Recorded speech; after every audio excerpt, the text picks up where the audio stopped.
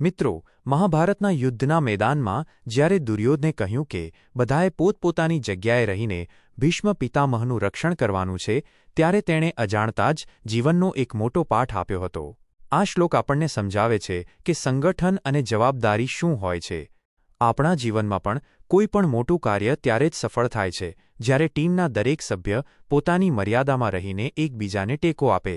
જેમ ભીષ્મ પિતામહ આખી સેનાના આધાર હતા, તેમ આપણા પરિવારમાં કે કાર્યક્ષેત્રમાં પણ કોઈ એક મુખ્ય વ્યક્તિ કે વિચાર હોય છે જે આપણને જોડી રાખે છે. આપણી ફરજ છે કે આપણે સ્વાર્થ છોડીને એ મુખ્ય હેતુ કે વ્યક્તિને મજબૂત બનાવીએ. જીવનમાં ઉતારવા જેવો સંદેશ એ છે કે એકલા ચાલવા કરતાં એકબીજાના પૂરક બનીને ચાલવામાં તાકાત છે. જ્યારે આપણે એકબીજાની પડખે ઊભા રહીએ છીએ ત્યારે ગમે તેવો મુશ્કેલ સમય પણ હારી જાય છે.